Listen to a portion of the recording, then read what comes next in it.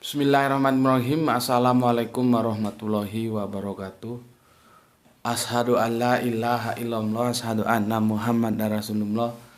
Allahumma sholli ala Sayyidina Muhammad wa ala ali Sayyidina Muhammad. Kama sholaita ala Sayyidina Ibrahim wa ala ali Sayyidina Ibrahim bil alamina innaka hamidum majid. Alhamdulillah, kita lanjutkan kajian-kajian kita sebagaimana waktu-waktu yang lalu, dan jangan lupa ayo kita doakan bersama kepada seluruh saudara-saudara kita yang telah mengambil bagian dalam peran dakwah virtual ini. Semoga semua peran serta mereka dicatat Allah sebagai catatan langit amal soleh bagi mereka dan keluarganya semua. Amin amin ya robbal alamin. Minum dulu. Bismillahirrahmanirrahim.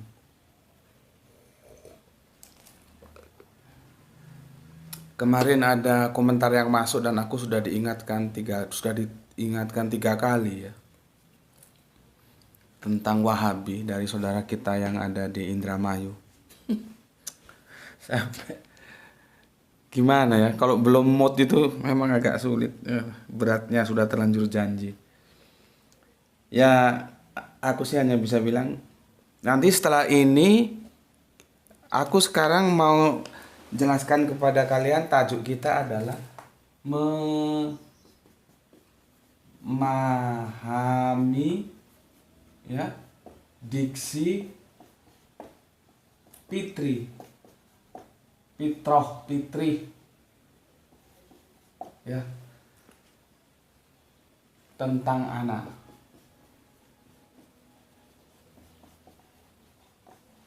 Ini ya, ini sebagai kelanjutan setelah kita keluar beberapa saat kajian-kajian kita tidak menyinggung ini karena ada sesuatu yang memang segera disikapi ya, supaya update.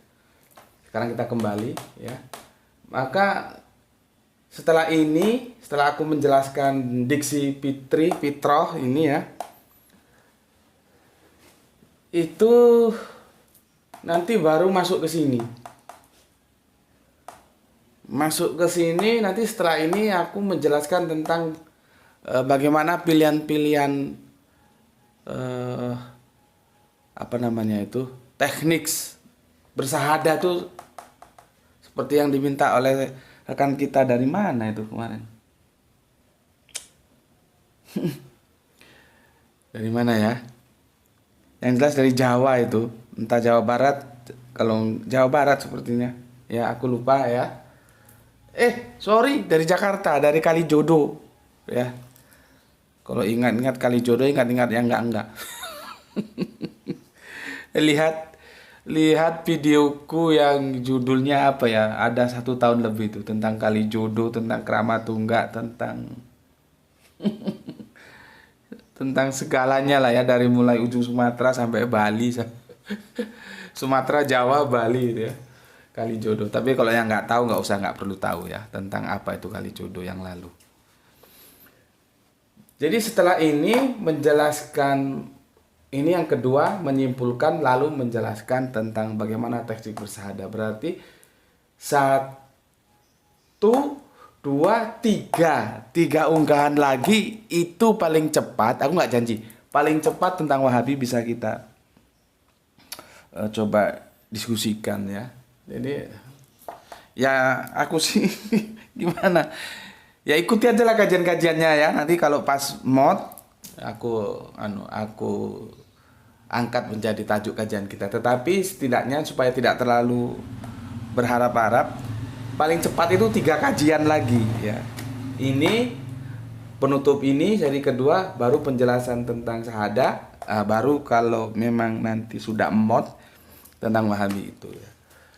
Belum lagi nanti menjelaskan yang dipesan dari saudari kita, saudara itu yang dari Buton nggak salah, itu tentang kenapa Bunda Maria itu begitu dihormati di dalam Al-Quran dan termasuk wanita-wanita soleha. Itu belum lagi. Setelah itu apa lagi ya, Masih banyak ya yang masuk dalam daftar request, tapi masih banyak juga yang belum ditunaikan. Ya kita sebisa-bisanya lah ya. Sebisa-bisanya mengalir. Oke, aku akan jelaskan tentang diksi fitrah ya, fitrah. Karena ini menjadi kendala sehingga dianggap orang itu lahir itu sudah beriman ya, sudah tahu Islam. Padahal kita akan menjawab sebuah pertanyaan, sebetulnya sudah terjawab sih ya, meskipun belum secara tegas. Iman itu diajarkan atau diwariskan gitu ya. Maka itu ketika kata fitrah tentang anak itu dipahami bahwa manusia lahir itu sudah beriman, sudah Islam, bahkan tidak saja karena bapak ibunya Islam, pokoknya semua manusia lahir sudah beragama Islam. Nah itu kan jadi kacau. Maka sebelum kacau, karena kalau itu dipahami berarti dia membenarkan bahwa iman itu diwariskan nanti ya. Oke, itu hadisnya begini. Bismillahirrahmanirrahim ya. Jadi hadis ini dari sahabat Abu Hurairah ya. Ini sahih ya. Kanjeng Nabi ngendikan, Kanjeng Nabi bersabda gitu ya. Nanti dibedakan lagi bersabda ya. Kanjeng Nabi ngendikan, kalau bahasa Jawanya itu bahasa halus ngendikan.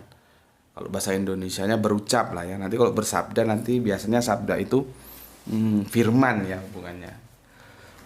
Maka Kanjeng Nabi berkata ya, atau berucap gitu ya. Kalau dalam perspektif Jawa ngendikan itu sebuah penghormatan. Kanjeng Nabi ngendikan ya, setiap anak dilahirkan di atas fitrah.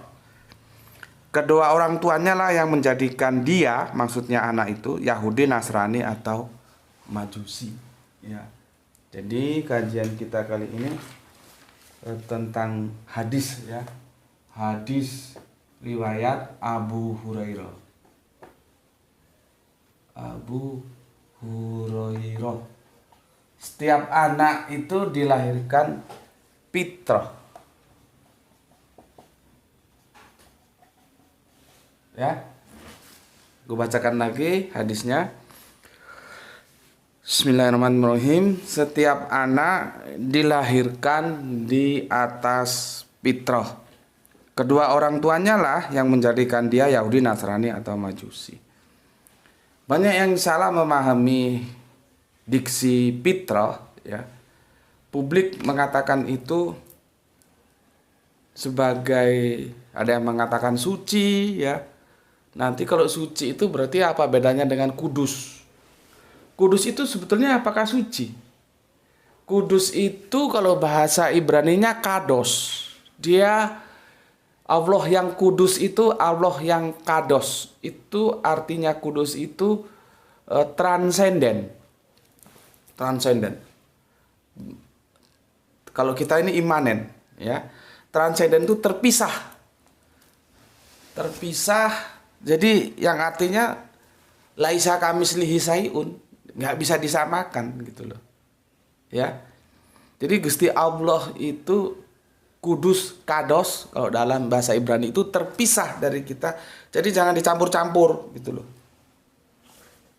Jadi Allah ya Allah, manusia ya manusia. Jangan ada manusia yang menjadi Allah. Itu dalam konsep Islam, dalam konsep Yahudi juga nggak ada. Jadi dia kados, dia terpisah.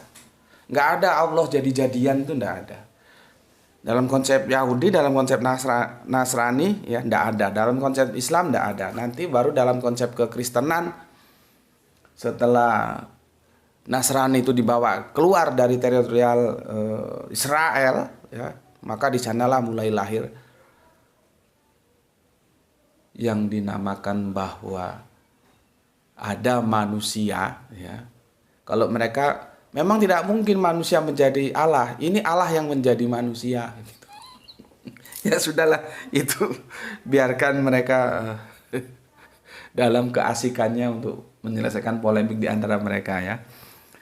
Yang repotnya kalau Allah menjadi manusia, nanti manusia bisa jadi Allah lagi nggak kan gitu.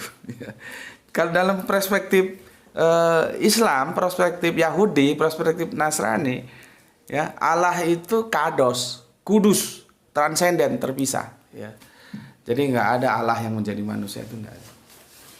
Oke. Repotnya fitri juga, fitroh itu banyak diartikan suci. Ya, jadi anak itu terlahir suci. Ya. Seperti halnya kudus juga diartikan suci, kota Kudus. Di mana kota Kudus itu? Jawa Tengah. Kalau soleha kita itu dari mana? Dari Kudus, dari Demak ya. Demak atau apa gitu. Kan ada ya soleha kita, peor kita dari Demak kalau nggak salah. Ya tetangganya Kudus lah ya. Jadi fitrah suci, Kudus suci. Ini yang benar gimana ini ya? Hadis Abu Hurairah, setiap anak dilahirkan di atas fitrah, kedua orang tuanya lah yang menjadikan dia Yahudi, Nasrani atau Majusi.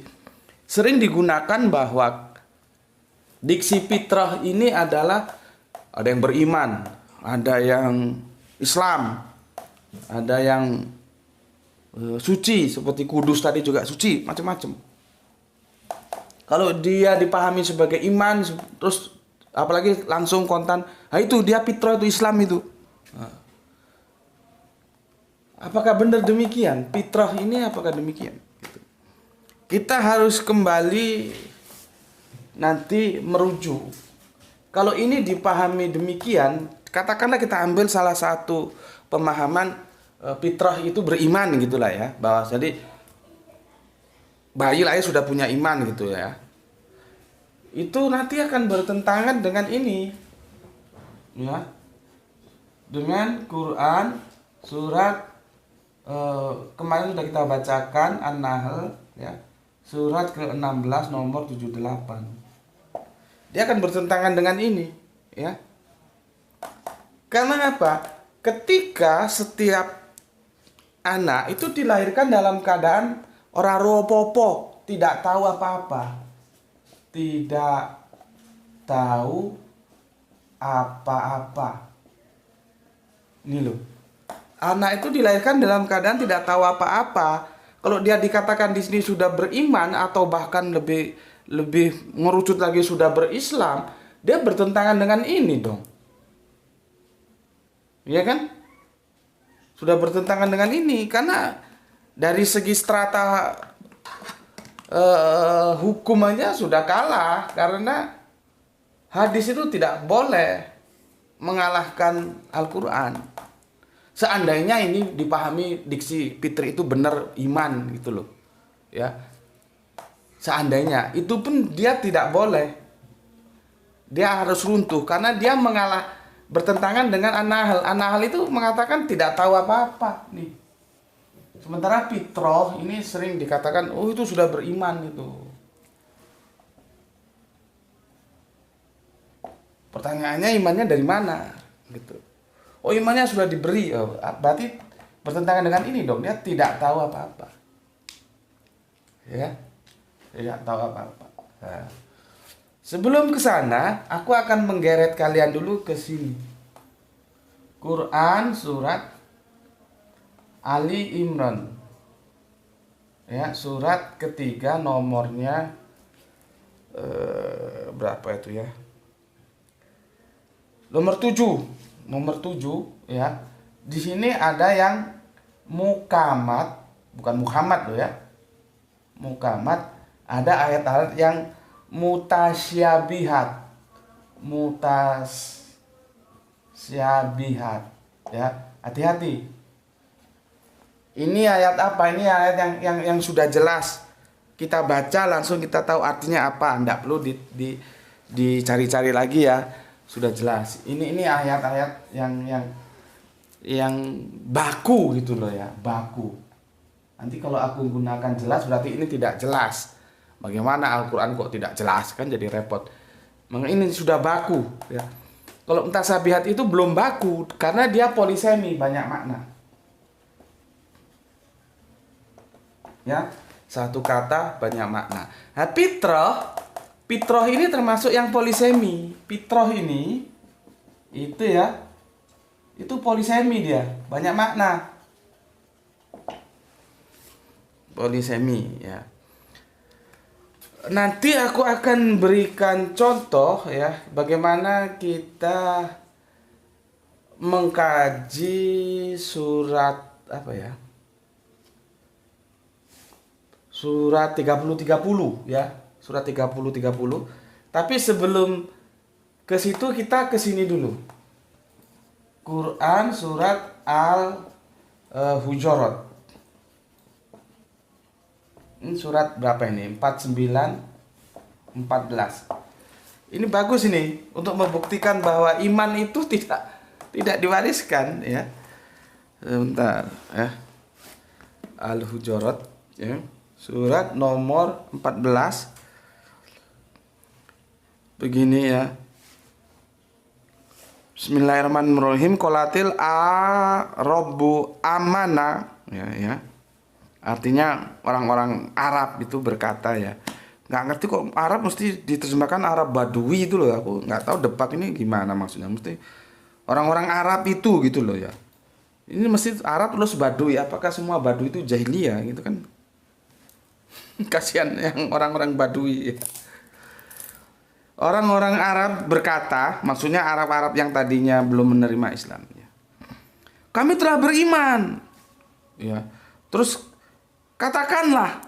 Nah, jadi Allah memerintahkan kepada Kanjeng Nabi, katakan, kamu belum beriman.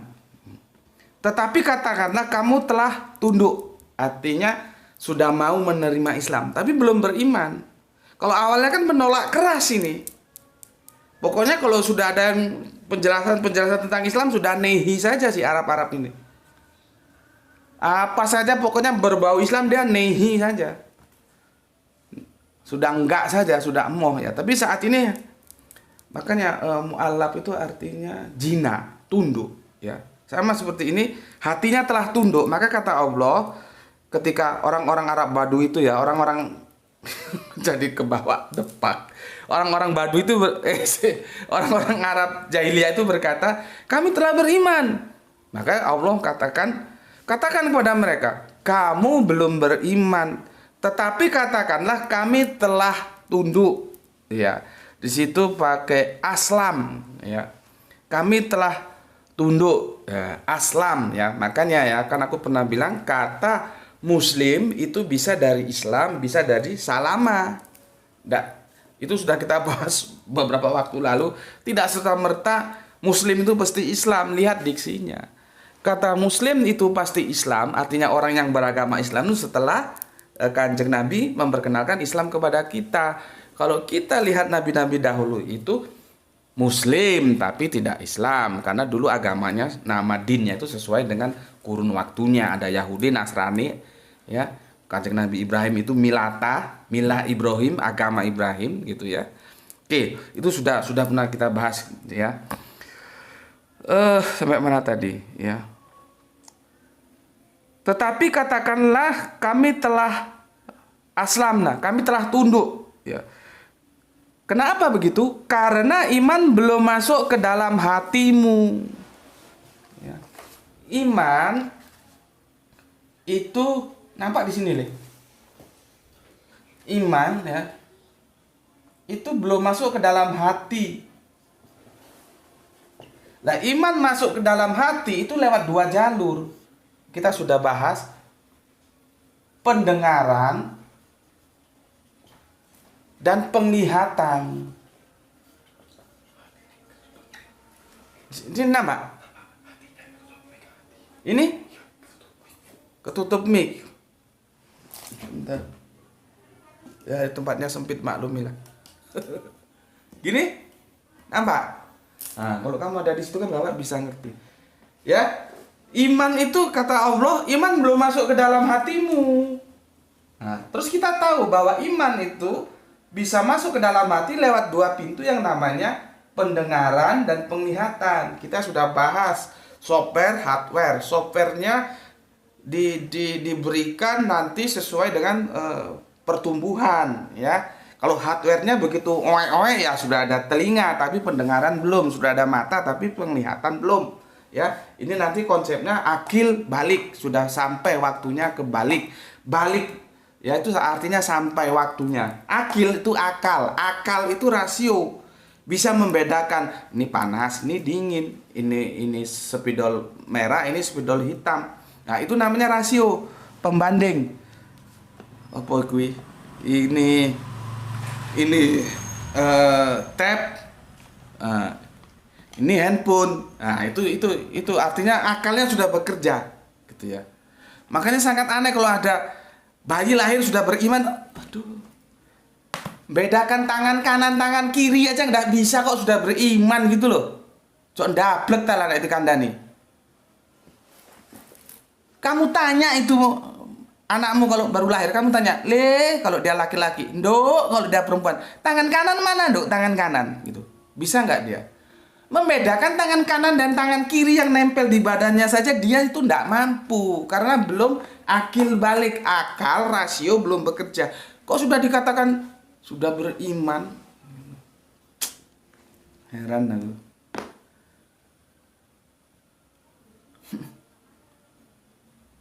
Kasih tahu ndablek.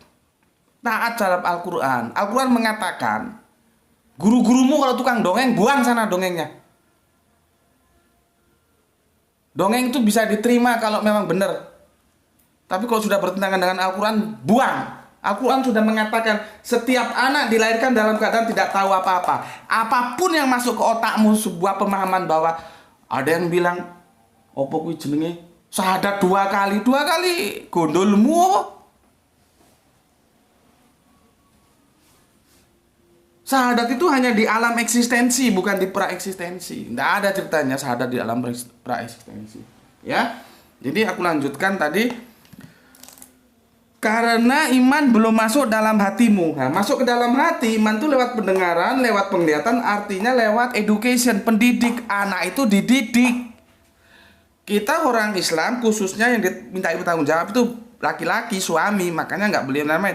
Anakmu didikan Islam, istrimu didikan Islam. Tapi konteks ini kita bicara anak. Anakmu didikan Islam. Makanya hadisnya kan jelas hadisnya. Ya, kedua orang tuanya lah, ya, bapak ibunya lah. Tapi tanggung jawab pertama itu di bapak. Yang menjadikan dia, maksudnya anaknya itu Yahudi, Nasrani atau Majusi. Itu loh, ya. Jadi peran anak itu ada di bapak. Peran pendidikan pertama itu memang lewat orang tua, baru nanti lingkungan gitu. Ya, aduh hilang lagi ini. Nah sebentar, Al-Quran 4. Tapi sudah jelas ya, Al-Hujurat 49 itu membuktikan ini orang Arab sudah pada gede-gede loh, sudah pada dewasa, bukan bayi Arab ini. Itu aja Allah tolak kok belum, kamu belum beriman, kamu masih tunduk, masih aslam kamu. Ya, kok bilang beriman karena apa? Iman belum masuk dalam hatimu, gitu loh. Ya. 49.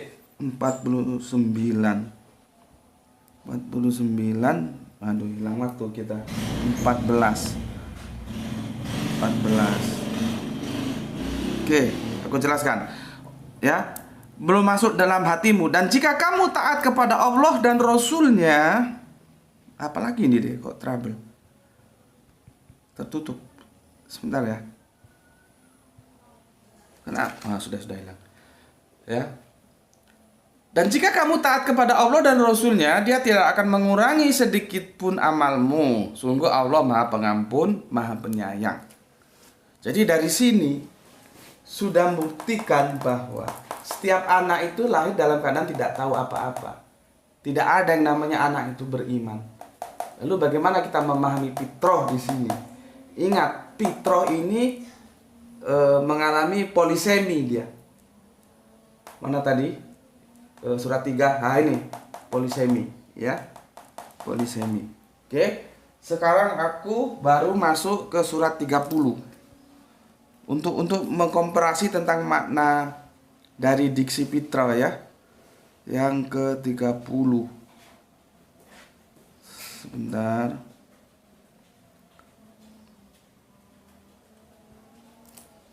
30 ya. Quran surat Ar-Rum ya.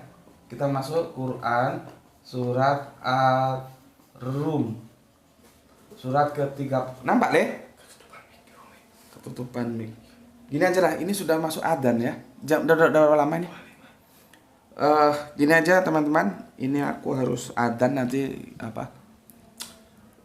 interval ya. Kita pending dulu, nanti setelah adzan sholat asar kita lanjut. Tuh. Bismillahirrahmanirrahim. Alhamdulillahirabbil alamin.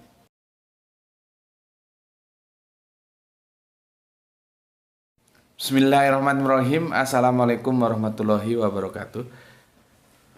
Kita lanjutkan kajian kita, tinggal sedikit ya. Ini di sini nggak nampak ya, di sini nggak nampak, maka aku geret ke sini ya.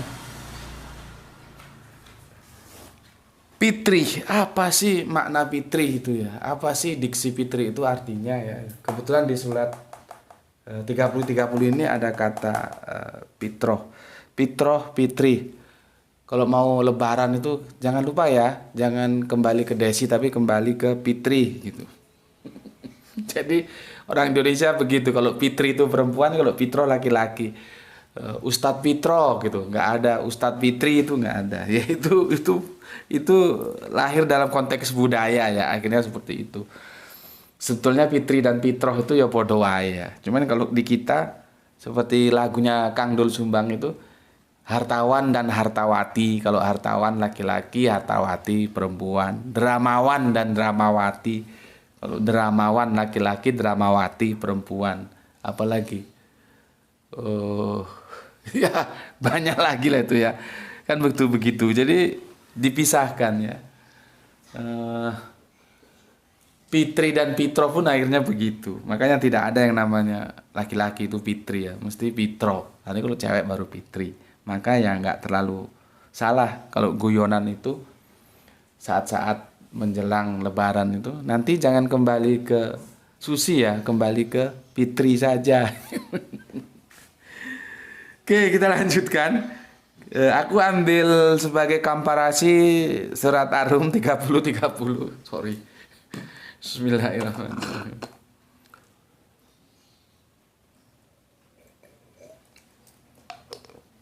Ya begitulah ya, produk-produk budaya kadang-kadang melalui proses yang kita kadang-kadang lucu juga melihatnya. Padahal fitri dan fitro yo bodoh wae.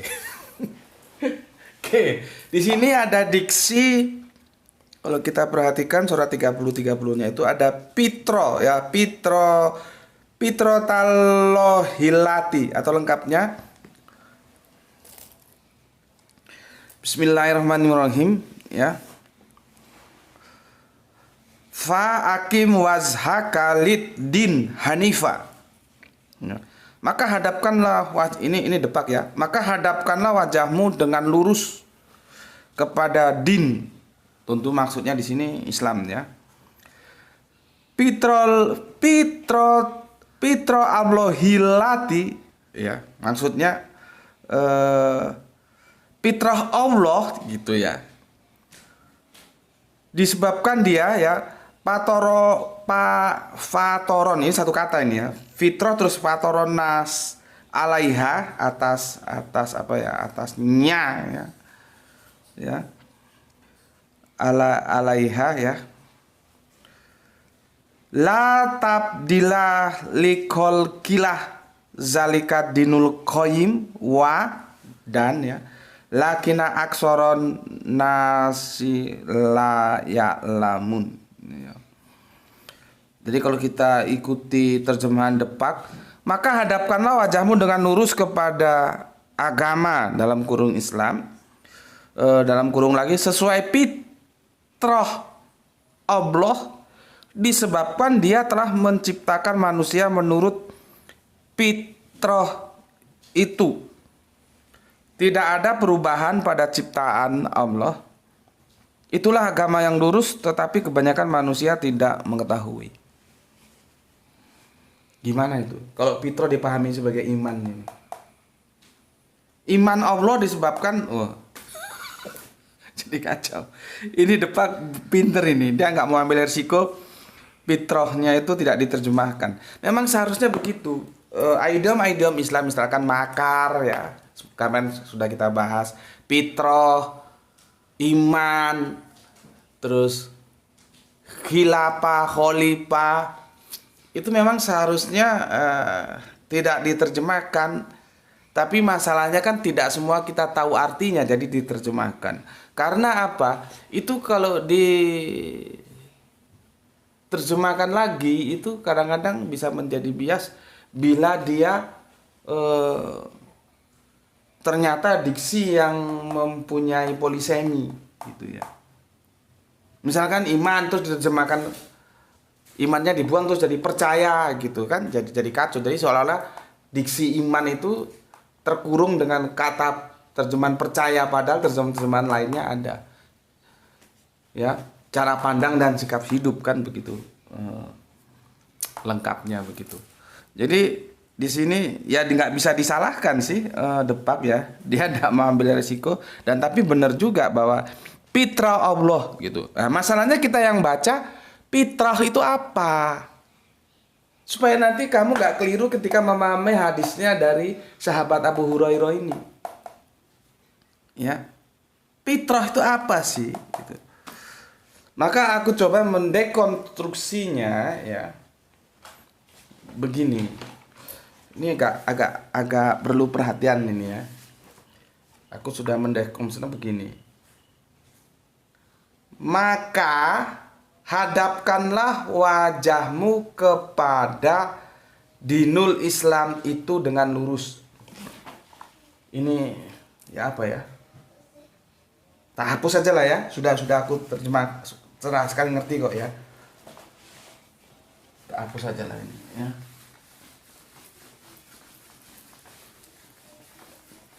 Kalau aku menerjemahkannya begini, maka hadapkanlah ya. Maka hadapkanlah ya wajahmu hati-hati loh ya, jangan terus ini agama kamu pentelengi, ini agama kamu pentelengi, mana bisa. Ini bahasa sastra ini ya. Maka hadapkanlah wajahmu kepada din ya. Aku din ya. Din tentunya Islam ya, dengan lurus. Lurus itu artinya kencang, sudah tidak ada keraguan, nggak menga-mengo lihat kanan kiri gitu. Ya. Oke. Dengan lurus. Dia itu dinnya itu ya. Dia maksudnya kembalinya kan ke din ini, karena kita kan diskusinya tentang din ini. Ya. Nih, tak kasih tanda merah ini. Ya, diskusi kita kan din ini yang jadi pembicaraan. Maka dianya itu kembali ke din ya. Dia adalah, kalau di sini fitrah Allah. Iya, tapi apa fitrah itu ya? Dia adalah fitrah Allah. Dia adalah, lihat ini terjemahanku, kemestian Allah. Ya, aku huruf besar ya. Kemestian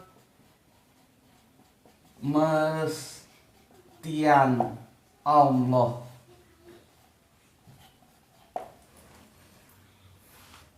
Yang, perhatikan, yang dimestikan, ada dua fitrah itu kan, yang dimestikan ya, yang dimestikan manusia ini, kita manusia atasnya, nyanya kembali ke din ya. Iya, dia ini dinnya ini tidak ke din. Maka dimestikan manusia atasnya, atas din ini. Ya. Oke. Tidak akan kamu dapati, nah ini sudah tidak ada masalah di sini. Tidak akan kamu dapati, ya, tidak akan kamu dapati perubahan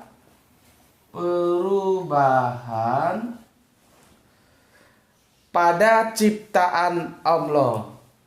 Perubahan pada, ya, ciptaan Allah. Maksudnya ya din itu ya.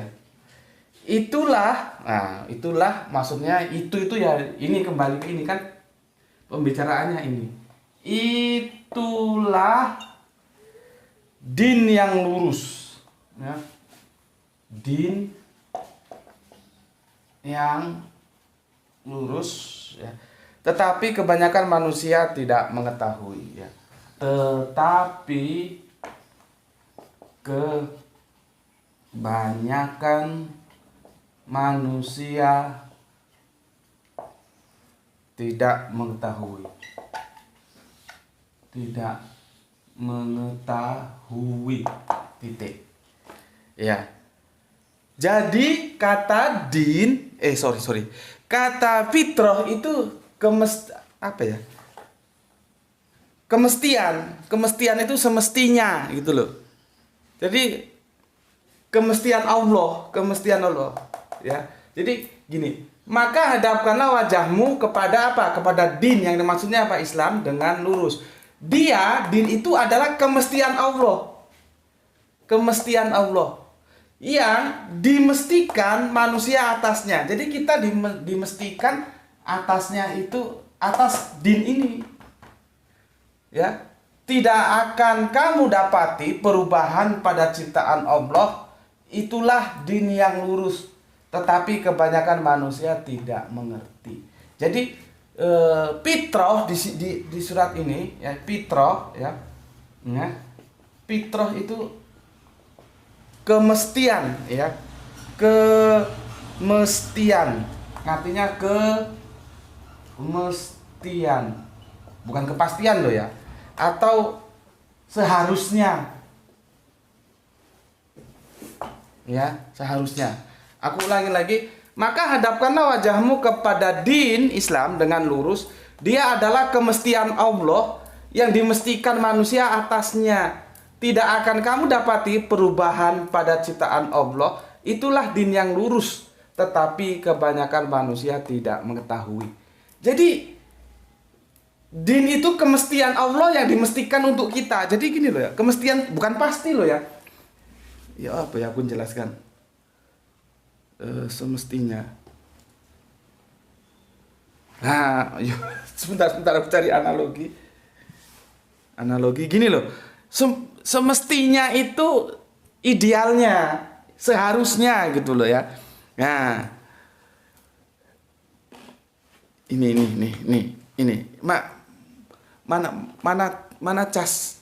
Nah, ini seharusnya, ya. Ini kan pasangannya ini, ya. Ini seharusnya itu seharusnya itu dicas dengan ini karena ini sudah pasangannya. Nih, ya. Nah, seharusnya. Tapi karena suatu hal, kondisi tertentu, pas kita mau syuting keluar rumah ternyata lupa ininya, maka dicas pakai mana, Lin? Pakai ini. Nah, aduh, nggak bisa, ya. Pakai ini. Nah, anggap aja bisa lah, ya. Kalau dipaksa rusak nanti. Pakai ini. Ya memang kalau bukan jodohnya mesti rusak. Ya pakai ini, ya. Dicas pakai ini. Semestinya pakai ini. Seharusnya pakai ini, tapi karena lupa, misalkan kita sedang outdoors, ya, syuting di luar. Yang ada terus ini ya pakai ini, meskipun sama-sama tab C. Tapi ini nggak bener gitu loh. Seperti tadi kalau kita paksakan rusak dia. Ini mahal ini. Ini hadiah dari Ayah Sophia, ya. 2 juta sekian, nggak tahu aku pasnya. Ya. Ini kalau dipaksakan, ya, ini rusak. Nah, aku dimarahin sama bosnya Ayah Sophia nanti, ya, sama Mas Sopo ini, Mas Ipung, ya. Oh, dibeliin kok nggak dijaga, ya, tambah rusak. Ini semestinya ini, gitu loh, ya. Cuman karena kondisi tertentu jadi ini, gitu. Dan akhirnya dipaksa-paksa ya rusak. Nah, oke. Jadi fitrah itu semestinya, kalau sulit memahami ini, maka ini aku persingkat sebetulnya dengan kata bisa. Semestinya manusia itu dinnya itu tidak ada tidak, ya Islam itu gitu loh. Maksudnya ayat ini. Semestinya orang itu, manusia itu, kalau dia namanya manusia itu semestinya dia tidak mengambil yang lain menjadi cara pandang dan sikap hidupnya, imannya, ya. Dia akan bercara pandang dan bersikap hidup dengan din yang diridhoi Allah, yang sudah menjadi kemestian Allah, ya. Apa? Ya Islam itu. Tetapi ya, dan itu tidak akan mengalami perubahan ya. Tetapi ya, tidak semua mengetahui. Tidak semua manusia ya. Kebanyakan manusia tidak mengetahui. Kenapa? Tidak mau belajar. Orang belajar itu saja, tahu itu aja nanti kemungkinannya masih dua, sami'na atona atau asoina. Apalagi kalau tidak mau belajar, ya tidak weruh, nggak mengetahui. Jadi ini, maka hadapkanlah wajahmu kepada din Islam dengan lurus. Dia adalah kemestian Allah yang dimestikan manusia atasnya. Tidak akan kamu dapati perubahan pada ciptaan Allah. Itulah din yang lurus, tetapi kebanyakan manusia tidak mengetahui. Kalau yang narasi yang ini, tidak akan kamu dapati perubahan pada ciptaan Allah. Ini artinya sebuah ketetapan yang sudah ditetapkan Allah terhadap ciptaannya gitu loh ya. Dia adalah kemestian Allah, dimestikan manusia atasnya. Apa? Din. Kan kita tarik ke sini tadi. Dianya itu din. Jadi semestinya manusia itu ya berislam ngono loh. Tapi kan tidak semua manusia mau berislam ya. Nah, ini sebagai komparasi artinya ketika pitro itu kita terjemahkan beriman, itu agak kacau. Dia adalah iman Allah, kan kacau. Kacau ya. Jadi di sini din itu pitro itu artinya kemestian ya, kemestian, seharusnya. Oke. Itu sudah clear ya. Di sini fitrah itu adalah kemestian Allah ya. Fitrah Allah maksudnya ya. Fitrah Allah itu kemestian Allah. Kalau fitrah itu ya kemestian yang seharusnya. Oke, sekarang kita lihat hadis ya. Hadis ini surat 30 sudah ya. Ini tadi di sini fitrah itu adalah kemestian atau seharusnya. Ya. Nanti di hadis riwayat Abu Hurairah ya, fitrah ini artinya apa? Kita coba. Bismillahirrahmanirrahim. Kita coba lihat apa yang ada di hadis itu ya. Oke, sebentar. Bismillahirrahmanirrahim. Setiap anak dilahirkan di atas fitrah, sama tadi ya, atasnya. Jadi din kita itu manusia sudah dimestikan atasnya ya. Harusnya kita berislam gitu ya, tapi kebanyakan manusia tidak mengerti. Seharusnya berikutnya, setiap anak dilahirkan di atas fitrah. Kedua orang tuanya lah yang menjadikan dia Yahudi, Nasrani atau Majusi. Ini dari lihat narasinya aja, diksi fitrah kalau diterjemahkan beriman itu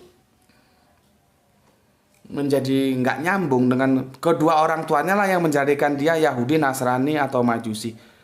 Lah bagaimana mau dijadikan Yahudi, Nasrani atau Majusi orang dia sudah beriman kok. Jadi dari rangkaian kata kan gini, konteks itu menentukan teks. Kalau teks fitrah itu diterjemahkan beriman, apalagi ada yang bilang setiap anak dilahirkan di atas Islam gitu. Artinya sudah berislam, bukan iman tapi sudah berislam justru. Ya. Kan jadi kacau. Lah kalau sudah Islam ngapain harus dijadikan Yahudi, Nasrani atau Majusi, kan jadi kacau. Gitu. Dan itu akan bertentangan dengan surat An-Nahl yang 1678 tadi, bahwa setiap anak dilahirkan dalam keadaan tidak tahu apa-apa. Gitu. Nah, terus bagaimana kita memahami fitrah? Fitrah ini aku memahaminya sebagai kosong, ya, atau nol, ya, kosong atau nol. Sama kalau kamu beli bensin, lele, ini, ambil Pak, ini. Kita mulai dari nol ya, itu cabut. Kan gitu kan? Kalau kita beli bensin itu di pom bensin kan mesti kita mulai dari mana? jadi nggak usah ditanya, itu petugasnya dia sudah ngomong, kita mulai dari nol Pak. Kita mulai dari nol Mas, gitu. Ya, kita mulai dari nol ya, gitu. Itu aku mengartikan fitrah itu kosong atau nol. Ya, nol. Ya. Coba. Dia berbeda lagi dengan ini. Ini kemestian fitrah di situ. Kalau di situ kosong, ya, karena konteksnya menuntut begitu. Ya. Konteksnya begitu. Nah, kalau misalkan kembali ke fitrih itu kan kita sering nih ya, kembali ke fitrih kalau hari raya itu artinya bukan suci ya, tapi apa namanya itu, anak-anak ini bisa-bisa aja kembali ke fitrih itu artinya kembali berbuka ya, kembali jadi fitri yang itu dari futur gitu ya, dari futur bukan dari fitroh ya, dari fitri itu dari futur, artinya kembali maem gitu loh, kembali makan ya, bukan kembali ke fitri nama cewek gitu ya. Itu fitrinya itu berasal dari futur, artinya kembali makan ya. Jadi bukan dalam bahasan ini dia ya. Fitroh itu kosong ya, lihat aja. Kalau kita beli bensin, kita mulai dari nol Pak ya. Begitu anak lain dia fitrah, dia kosong, harddisknya kosong. Ini harddisk kosong. Orang tua lah yang